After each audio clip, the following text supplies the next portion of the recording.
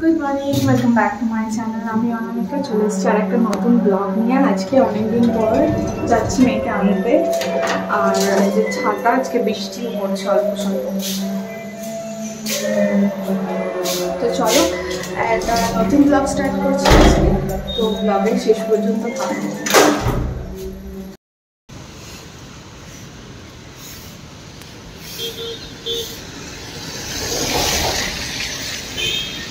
এই যে চলে এসেছে স্কুল থেকে, আমব্রেলা পেয়ে তবে এলো আর কি। আমরা বাড়ি ঢুকে গেছি, যাচ্ছি বাড়ি। এখন বৃষ্টি পড়ছিল, এখন একটুখানি কমে গেছে বৃষ্টিটা।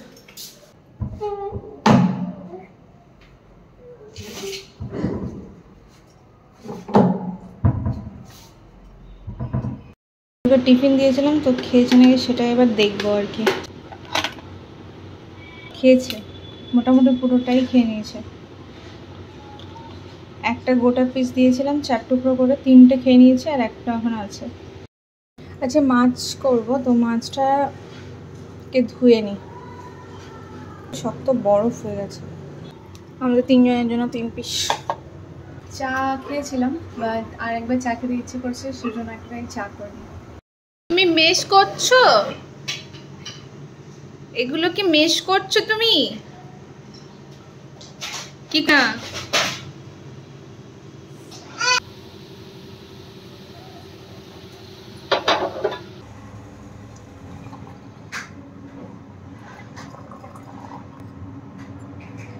এখানে আমার চা রেডি, চা খাচ্ছি।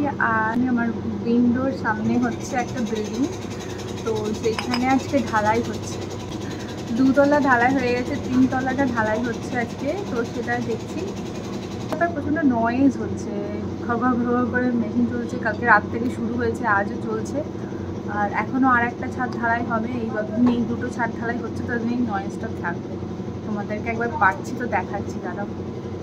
এই যে দেখো আমার উইন্ডো, তার অপোজিটেই হচ্ছে, একদম সামনে হচ্ছে। কোথায় গোছাবো? কি গোছাবো? তুমি কেন মেশ করলে? তোমার হিকাপ হচ্ছে, তুমি জল খাবে? এটা আবার দেখো, এখানে আমার ইঁচড় আর আলু কাটা হয়ে গেছে, ইঁচড়ের তরকারি হবে। এখানে আম কাটা আছে, চাটনি করবো।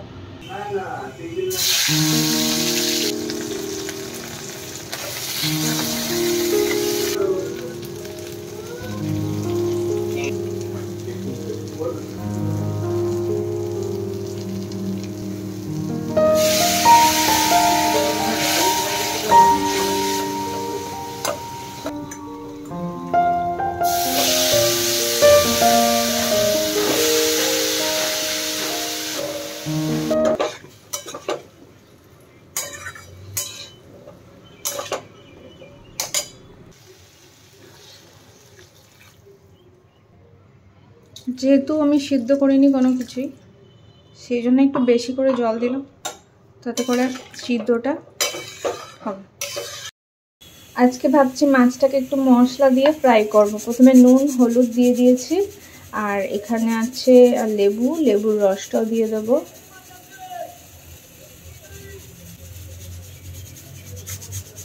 অল্প একটু লেবুর রস দিলাম, না হলে মশলাগুলো খুলে পড়ে যাবে এর মধ্যে থেকে, মাছের গায়ে আর লাগবে না, সেজন্য হালকা একটু অল্প রস দিলাম। আর দেবো ধনে গুঁড়ো, জিরে গুঁড়ো। এখানে আমার জিরে গুঁড়ো অল্পই আছে, তো বাকিটা পুরোটাই আমি দিয়ে দিচ্ছি। দিলাম কাশ্মীরি লাল লঙ্কার গুঁড়ো অল্প। এটাকে এইগুলো দিয়ে মাছটাকে খুব ভালো করে মেখে নেবো, মধ্যে পুরো ম্যারিনেশনটা ঢুকে যায়, আর একটা সুন্দর লেবুর গন্ধও ঢুকে যায়, আর মাছটা খেতে খুব সুন্দর হয়। এখন ম্যারিনেশন করে আমি রেখে দিলাম। একটু পরে 10 মিনিট পরে এটাকে আমি ভাজবো, তখন তোমাদেরকে দেখাবো।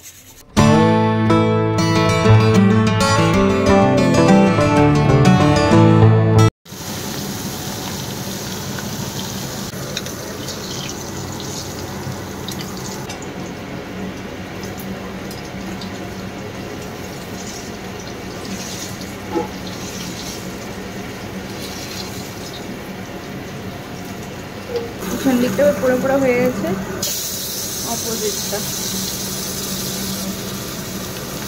এই আমার মাছ ভাজা রেডি। আমি খেতে বসে গেছি, সবারই খাওয়া হয়ে গেছে, ফুটফুটোরও খাওয়া হয়ে গেছে, বাবারও খাওয়া হয়ে গেছে। আর এই হচ্ছে ভাত, আর হচ্ছে মাছ ভাজাটা,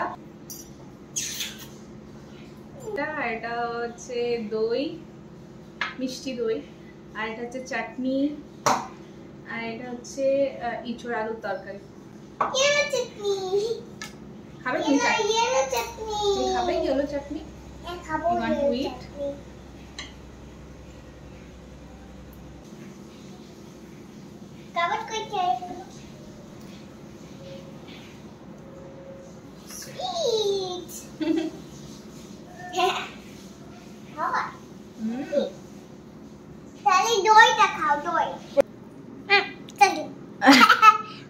ভালো লেগেছে?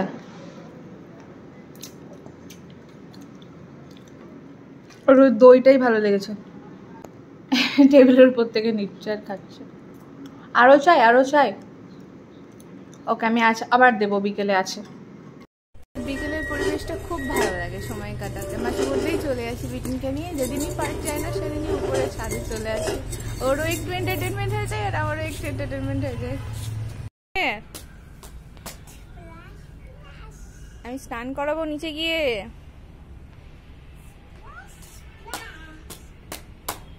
ইস বাবা, দেখকে প্রায় অনেক দিন পরেই টপটা পরেছি। আর ব্ল্যাক কালারের স্ট্রাইপ দেওয়া টপটা, এটা প্রায় বিগত আমার 4-5 বছর কি তারও আগের, অনেক আগেকার। তো আমি ভাবতে পারিনি এটা আমার ফিট হবে। তো আর এই যে বিশ্ব বাংলা গেটের লাইট জ্বলে গেছে। সন্ধ্যে এখন 6:30, আর আমি নিচে এসে বিটুনের এদিকে দুধ গরম হচ্ছে আর আমাদের হচ্ছে চা। এখানে বিটুনের দুধ গরম হচ্ছে, এখানে আমাদের চা হবে।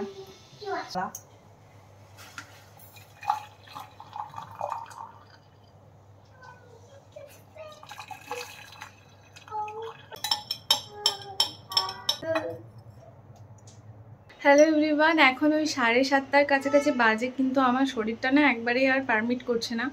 পাটা প্রচণ্ড ব্যথা করছে, যার কারণে আর ইচ্ছে করছে না ব্লগটাকে কন্টিনিউ করতে।